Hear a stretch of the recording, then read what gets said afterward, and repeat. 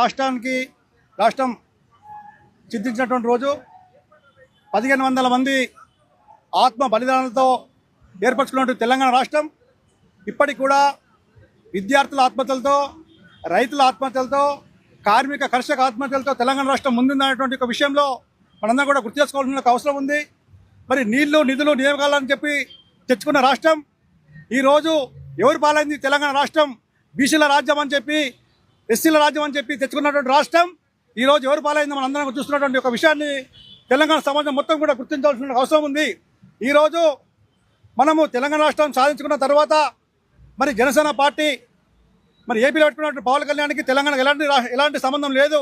మరి ఈరోజు వచ్చి మరి తెలంగాణలో ఏ రంగం నువ్వు చిచ్చు లేపాలనుకుంటున్నావు? తెలంగాణ ప్రశాంతంగా పోతున్నటువంటి తెలంగాణ రాష్ట్రంలో రాజకీయ దుమారం లేపాలనుకుంటే ఖబర్దార్ పవన్ కళ్యాణ్, మీరు తెలంగాణకు నీకు ఎలాంటి సంబంధం లేదు.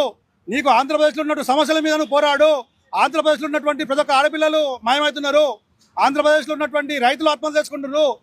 ఆంధ్రప్రదేశ్లో ఉన్నటువంటి నీళ్లు నిధులు నియామకాలు లేక చాలా మంది కొట్టుమిట్టాడుతున్నారు. వాళ్ళ గురించి ఆలోచించి నువ్వు నీ ఆంధ్రప్రదేశ్లో ఉన్నటువంటి సమస్యలు తీరిన తర్వాత తెలంగాణ గురించి ఆలోచించి, కానీ నీ ఆంధ్రప్రదేశ్లో ఉన్నటువంటి సమస్యలు మొత్తం అట్లే పెట్టుకొని నువ్వు తెలంగాణ రాష్ట్రానికి వచ్చి సాధించేదేం లేదు.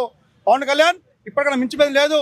మీరు చేస్తున్నటువంటి యొక్క సభను వెంటనే రద్దు చేసుకొని తెలంగాణ ప్రజల పక్షాన్ని నిలబడేటువంటి భాగంగా మీరు ముందుకుంటండి తప్ప తెలంగాణలో ఏదో వచ్చి చూస్తామని చెప్తే ఎవరు కూడా తెలంగాణలో ఉన్నటువంటి ప్రతి ఒక్క విద్యార్థి కూడా ఇది ఉద్యమాల పురిటిగడ్డ తెలంగాణ రాష్ట్రం.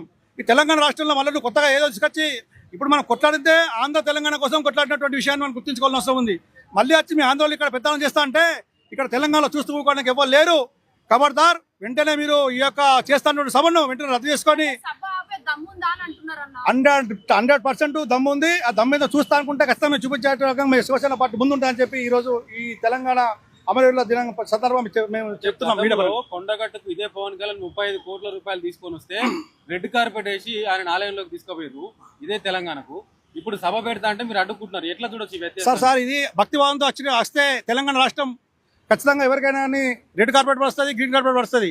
కానీ అదే రాజకీయంగా నువ్వు వస్తా అని చెప్తే చూస్తూ ఊకోడానికి తెలంగాణ సమాజం సుముఖంగా లేదని చెప్పి ఈ రోజు మేము చెప్పదలుచుకున్నాం. మీటింగే కదా వాళ్ళు పెట్టుకుంటాను. మీటింగ్ అయినా కానీ మీటింగ్ కరెక్ట్. మీటింగ్ ఒక మెట్టుతో స్టార్ట్ అవుతుంది కానీ మనం 100 మెట్టెక్కాలంటే ఫస్ట్ ఒక మెట్టుతో స్టార్ట్ అవుతుంది. ఆ సభ ఎందుకోసం నువ్వు చేద్దాం అనుకుంటున్నావు? అదే సభ ఏపీలో పెట్టుకోండి. మీరు తెలంగాణ ఎందుకు పెట్టాలనుకుంటే మీరు అవసరం లేదు కదా. ఏపీలో పెట్టుకోండి, మీరు అద్దట్లేదు కదా. మరి ఇక్కడ ఎందుకు తెలంగాణ? రేవంత్ రెడ్డి అండదండలు కూడా పుష్కలంగా ఉన్నాయని ఒక రేవంత్ రెడ్డి అండదండలని బీజేపీ అండదండలతో చేద్దాం అనుకుంటే తెలంగాణ సమాజం 1500 ఆత్మ బలిదానాలకు నువ్వు సమాధానం చెప్పాల్సిన అవసరం ఉంటుంది. ఈ తెలంగాణ రాష్ట్రంలో నిరుద్యోగులు ఉన్నారు, రాజకీయ నిరుద్యోగులు ఉన్నారు ఈరోజు తెలంగాణ రాష్ట్రంలో. మరి నువ్వు వచ్చి ఏదో చేద్దాం అనుకుంటే అది పద్ధతి కాదు. పవన్ కళ్యాణ్ గారు, మేము మీకు మంచిదానంగా చెప్తున్నాము. మీరు ఒక సభ కింద పెట్టాలని చెప్తే మీ సభను ఏ రకంగా అడ్డుకోవాలో మాకు తెలుసు, చూపిస్తాం.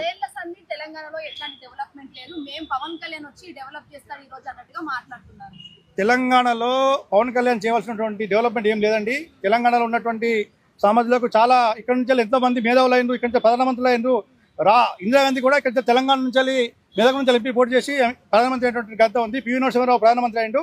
ఇక్కడ తెలంగాణ గడ్డలో చాలా పౌరుషమైన గడ్డ, రాజకీయాల గడ్డ, మన పోరాటాల గడ్డ ఈ తెలంగాణ రాష్ట్రం. మళ్ళీ వచ్చి నువ్వు ఏదో చేస్తా అనుకుంటే అవసరం లేదంటున్నాను. మేము డిక్షనరీలో ఉందో లేదో నువ్వు చెప్పాలని అవసరం లేదు కదా. తెలంగాణ కొట్లాడి తెచ్చుకుంటాం మేము తెలంగాణ రాష్ట్రాన్ని. నువ్వేం చెప్పేది? నీకేం తెలుసు తెలంగాణ కోసం? తెలంగాణలో పోరాటాల గడ్డ ఇది. ఈ పోరాటాల గడ్డ గురించి నువ్వు మాట్లాడు.